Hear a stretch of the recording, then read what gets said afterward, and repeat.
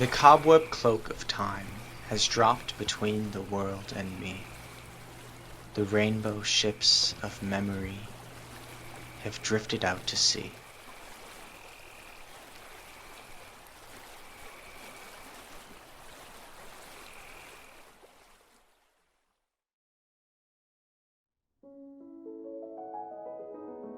Known to her friends as Pixie, artist Pamela Comen Smith is perhaps most widely recognized for illustrating the Rider-Waite Tarot deck. This deck consists of 78 allegorical paintings, which include religious and mystical iconography. The characters throughout the deck are inspired by some of Smith's real-life companions and colleagues.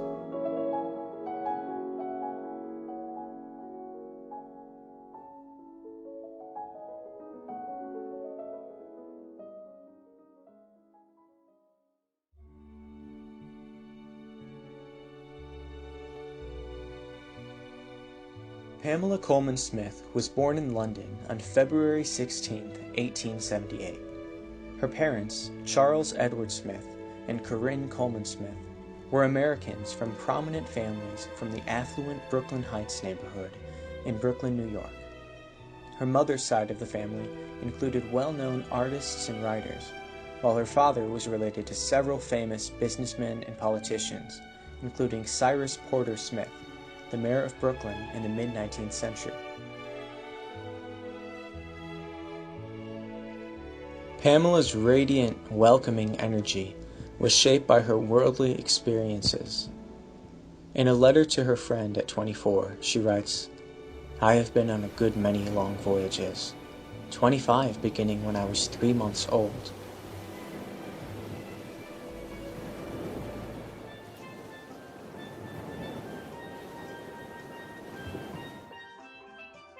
At age 10, her family moved from Manchester to St. Andrew's Parish, Jamaica, where her father worked for the West India Improvement Company.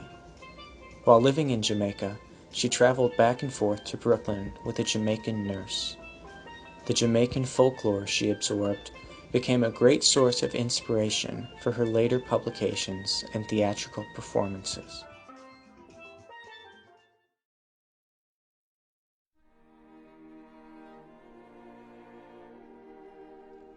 In 1893, at the age of 15, Pamela was enrolled in the Pratt Institute in Brooklyn to study art teaching and illustration. There, she attended several classes on composition and design taught by artist Arthur Wesley Dow, whose landscape artwork and teaching style greatly influenced her own art. Dow introduced her to Japanese ukiyo-e prints, which served as further inspiration. Her work at Pratt was featured in Century Magazine's poster exposition, and she was the first student to have an article written about her in Pratt Institute Monthly. Despite receiving praise for her work at Pratt, she was unable to graduate because she had to return to Jamaica to care for her sick mother, who died shortly after Pamela returned.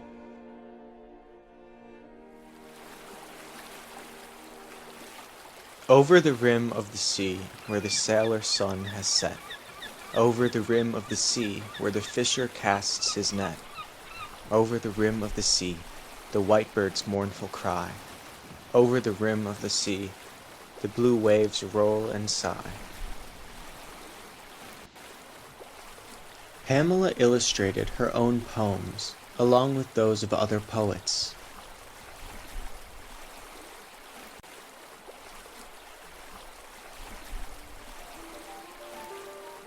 In the spring of 1898, Pamela moved with her father back to New York, where his connections helped launch several projects. The next year, she published books with her illustrations, including Widdicombe Fair, The Golden Vanity, and most notably, Anansi Stories, which encapsulated the folklore she had learned while in Jamaica.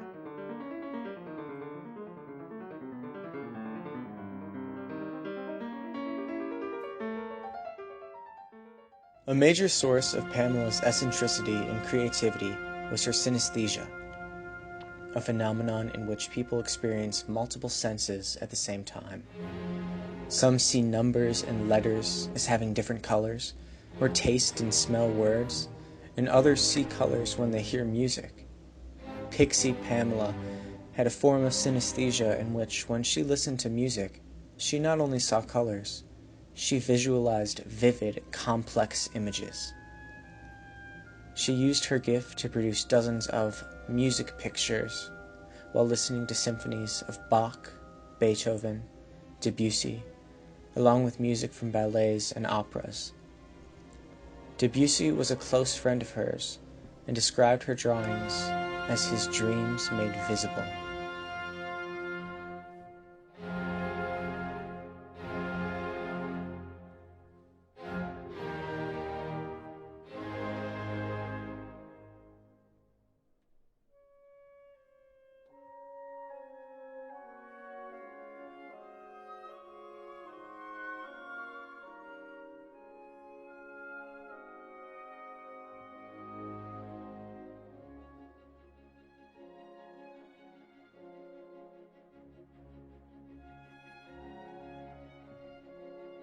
After the death of her father in 1900, Pamela became actively involved in the Lyceum Theatre Company, where she was brought in by famous actor of the day, Henry Irving. Through her involvement in the theater, she became friends with actress and suffragette Ellen Terry and Bram Stoker, the author of Dracula. Her astounding talent attracted artists, authors, and mystics. In 1901, she became a member of the Hermetic Order of the Golden Dawn, a spiritual group who explored magic and the occult, sometimes with a Rosicrucian Christian emphasis. This spiritual environment led her to convert to Roman Catholicism and choose Mary as her confirmation name. Perhaps of greater significance was when Golden Dawn member Arthur Edward Waite commissioned her to create the tarot deck under his direction. She completed the 78 paintings in only 6 months. In a letter to her friend, Pamela notes that the creation of the tarot deck was a big job for very little cash. Once the tarot deck was published in 1909, it became known as the Rider-Waite deck, after Arthur Edward Waite and publisher William Rider. Despite her hard work, her name was excluded. However, on every single card appeared a symbol present throughout all of her artwork, a Japanese-style calligraphy signature of her initials, PCS, which she had developed at the Pratt Institute. In this regard, she maintained the intellectual property of the tarot illustrations.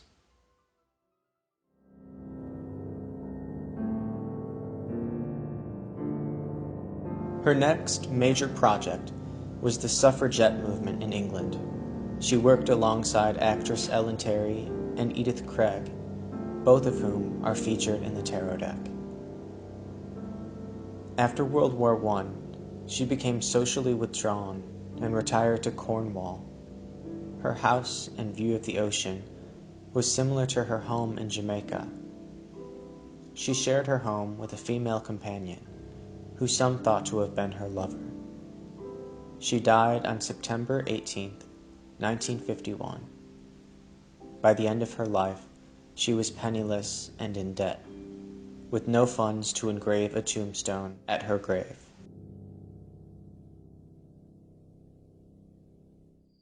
The lonely path that I would tread, at nightfall by the pixies led, it leadeth to the no-man's land, where plighted linked lovers stand. Lips sealing lips, in silence they give ear to what the heavens say.